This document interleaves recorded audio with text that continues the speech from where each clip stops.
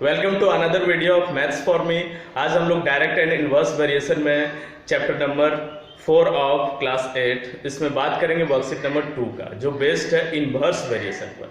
तो first video में मैंने बताया था इनवर्स वेरिएशन जब हो तो प्रोडक्ट टू डिफरेंट क्वांटिटीज का अगर दूसरे क्वांटिटी से रिलेट किया जाए तो फर्स्ट क्वांटिटी का दूसरे क्वांटिटी से प्रोडक्ट, और उसी तरह पहले क्वांटिटी का दूसरे से प्रोडक्ट हमेशा एक कांस्टेंट वैल्यू देगा। तो यहाँ पर प्रोडक्ट्स जो है वो कांस्टेंट वैल्यू देता है। फर्स्ट क्वेश्चन देखेंगे, in the following tables A and B vary inversely, fill in the missing values. जो मिसिंग वैल्यूज है हर जगह पर वो हम लोगों को फिल करना है। तो क्या होगा जब इनवर्स वेरिएशन का केस होगा तो product of one quantity with another quantity A into B हमेशा एक कांस्टेंट वैल्यू दे रहा है। क्या दे रहा है? 56। यहाँ भी a इंटू बी एक कांस्टेंट वैल्यू दे रहा है, यहाँ भी a इंटू बी एक कांस्टेंट वैल्यू दे रहा है। तो इन ब्लैंक्स में हम लोग भरेंगे। तो क्या भर सकते हैं? मान लेते हैं कि यहाँ पर कुछ वैल्यू है, सपोज ये x और ये y हो गया। तो 7 इंटू 8 56 हुआ है, तो इनवर्स वेरिएशन का केस है तो x इंटू 4 भी 56 होगा। दैट मीन्स x का वैल्यू कितना हो जाएगा? 56 अपॉन 4 दैट इज 14। तो यहाँ ब्लैंक में क्या हो जाएगा? x का वैल्यू 14 हो जाएगा। उसी तरह y का वैल्यू क्या होगा? 28 into Y will give what? It will also give 56। तो y का वैल्यू हो जाएगा 56 अपॉन 28 दैट इज 2। तो y का वैल्यू 2 हो गया। उसी तरह दूसरे नंबर में देखेंगे, टेबल को फिल करना है। 2.5 इंटू 8 20, तो 4 इंटू सपोज यहाँ x है और यहाँ y है। 4 इंटू एक्स भी एक कांस्टेंट वैल्यू देता है। कितना वैल्यू देगा? 20। x का वैल्यू क्या हो जाएगा? 20 upon 4 that is 5 and 5 is answer of this blank.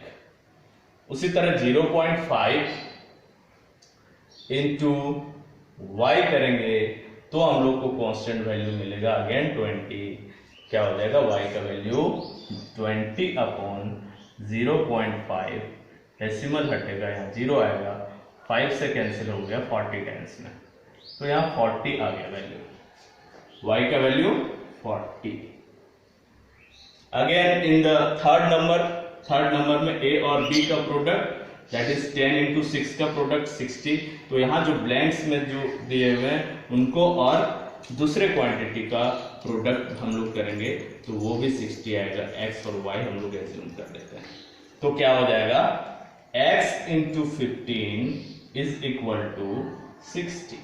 x का वैल्यू आ जाएगा 60 अपॉन 15, 4 टाइम्स में कैंसिल आउट हो गया। दैट मीन्स x का वैल्यू यहाँ 4 हो जाएगा। दूसरे में 12 into Y, one quantity and second quantity का प्रोडक्ट कांस्टेंट वैल्यू देगा दैट इज 60। तो y का वैल्यू क्या हो जाएगा? 60 अपॉन 12 दैट इज 5 हो जाएगा y का value. Now from question number 2 बोला जा रहा है कि the science teacher asked the students of class 8 to make a project report on pollution. When 10 students work on it, the work get finished in 3 days. How many students are required so that work finishes in 2 days? Science teacher एक project work दिए हैं pollution पर, तो 10 students अगर उस project work को करना start करते हैं तो 3 डेज में कंप्लीट होता है। तो कितने स्टूडेंट्स चाहिए कि 2 डेज में वर्क फिनिश हो जाए? यानी कि नंबर ऑफ डेज को रिड्यूस कर दिया गया है, तो स्टूडेंट्स क्या हो जाएगा? बढ़ जाएगा। तो एक क्वांटिटी के डिक्रीज होने से दूसरा इंक्रीज हो या एक इंक्रीज होने से दूसरा डिक्रीज हो, तो ऐसे सिचुएशन को हम लोग बोलते हैं इनवर्स वेरिएशन का सिचुएशन। तो इनवर्स वेरिएशन में क्या होता है कि अगर हम लोग प्रोडक्ट करते हैं एक क्वांटिटी का दूसरे क्वांटिटी से, तो वो प्रोडक्ट दूसरे केस में इक्वल होगा एक क्वांटिटी का दूसरे क्वांटिटी से। यानी मान लेते हैं कि नंबर ऑफ स्टूडेंट्स रिक्वायर्ड होगा x, तो 10 इंटू 3 जो वैल्यू देगा वही वैल्यू x इंटू 2 भी देगा। फर्दर इसको हम लोग लिख सकते हैं 10 into 3 upon 2 is equal to x।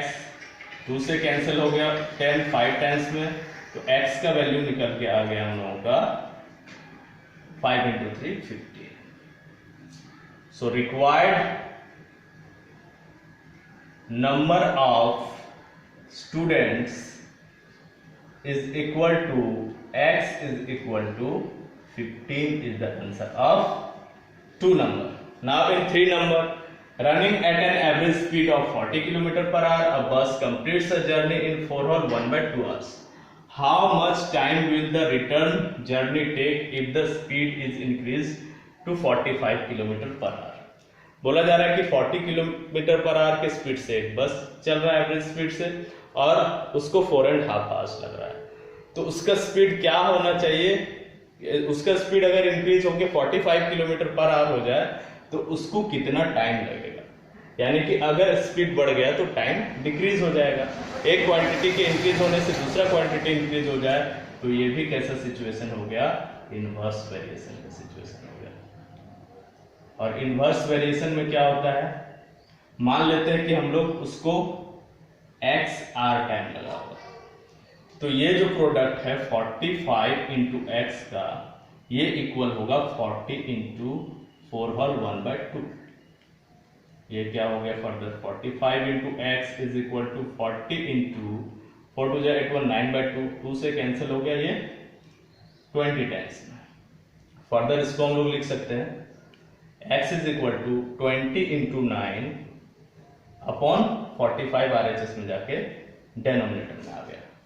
9 5 जा 45, 5 इंटू 4 इज 20, तो x का वैल्यू निकल के आ गया 4। That means it will take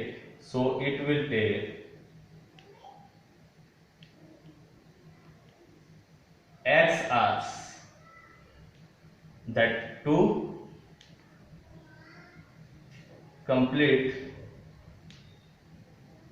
journey with 45 kilometer per hour, and x hour is how much? 4 hours. 4 hours is the answer of third number.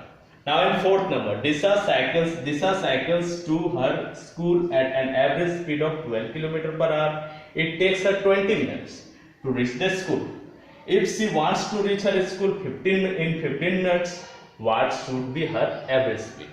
बोला जा रहा है दिशा को अगर 12 किलोमीटर पर आवर के स्पीड से वो मूव करती है अपने साइकिल से तो 20 मिनट्स लगता है स्कूल पहुंचने में, तो उसका अब स्पीड क्या कर देना होगा कि उसको 15 मिनट्स ही लगे। तो मान लेते हैं कि उसको अपना स्पीड कर देना होगा x किलोमीटर पर आवर। तो ये सिचुएशन कैसा हो गया? इनवर्स वेरिएशन का। क्यों इनवर्स वेरिएशन का हुआ? क्योंकि अगर वो अपने स्पीड को इंक्रीज कराएगी तभी टाइम उसको कम लगेगा। तो एक क्वांटिटी के इंक्रीज होने से दूसरा क्वांटिटी डिक्रीज होगा, तो ये इनवर्स वेरिएशन का सिचुएशन हुआ। इसमें क्या हो जाएगा? x इंटू 15 क्या वैल्यू देगा? 12 इंटू 20 के इक्वल वैल्यू होगा। That means x is equal to 12 into 20 upon 15। 5 से ये 3 टाइम्स में कैंसिल हुआ, ये 4 टाइम्स में, 3 से ये 1 टाइम में, ये 4 टाइम में, तो x का वैल्यू निकल के आया 4 इंटू 4 इज 16। तो 16 क्या में होगा? x का value 16 kilometre per hour. So her speed should be x kilometer per hour, that is 16 kilometer per hour. This is the answer of fourth number. Now in question number 5 बोला जा रहा है if 15 men can repair a road in 24 days, then how long will it take 9 men to repair the same road? अगर 15 man किसी road को repair कर रहे हैं 24 डेज में, तो 9 मैन को ज्यादा डेज लगेंगे। यानी कि एक क्वांटिटी के डिक्रीज होने से दूसरा क्वांटिटी इंक्रीज हो, तो ये केस कैसा हो जाता है?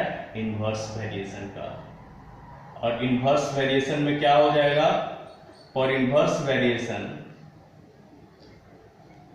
Product of man to days will be equal to again product of man to days. तो डेज मान लेते हैं कि x डेज लगा है 9 लोगों को रोड रिपेयर करने में। दैट मीन्स 9 इंटू एक्स का वैल्यू आ जाएगा 15 इंटू 24, और इसको फर्दर लिख सकते हैं x is equal to 15 into 24 upon 9। 3 से 3 टाइम्स में कैंसिल हुआ, ये 5 टाइम्स में, 3 से ये 1 टाइम में, ये 8 टाइम में। दैट मीन्स x का वैल्यू आ गया 8 5 जा 40 So number of men required is equal to x is equal to 40. This is the answer of fifth number. Number of men required, number of days required. Days required is equal to 40 days is the answer of fifth number. Now sixth number, if 30 goats can graze the field in 15 days, how many goats will graze the same field in 10 days? यहाँ पर एक चीज consider क्या किया गया है question में, वो अंडरस्टूड है कि हर गॉड जो है वो equal amount of grass graze करती है। बोला गया है क्वेश्चन में कि 30 गॉड्स को 15 डेज लगता है किसी फील्ड को ग्रेज करने में, तो कितने गॉड्स को 10 डेज लगेगा, यानी कि गॉड्स का नंबर को इंक्रीज कर देना होगा तभी डेज का नंबर रिड्यूस हो जाएगा। तो मान लेते हैं कि x गॉड्स मिलके 10 डेज में ग्रेज कर रही है, तो ये सिचुएशन हो गया इनवर्स वेरिएशन का। तो फॉर इनवर्स वेरिएशन क्या हो जाएगा, product of number of goats into number of days is equal to product of number of goats into number of days again. इसको हम लोग क्या लिखेंगे, x का वैल्यू 30 इंटू 15/10 हो जाएगा, 10 से 30 3 टाइम्स में कैंसिल हो गया, x का वैल्यू आ गया 45। So number of days, number of goats is equal to x is equal to how much, 45। This is the answer of 6th number of question. इसके बाद के क्वेश्चंस हम लोग किसी और वीडियो में देखेंगे। That's all, thank you for watching.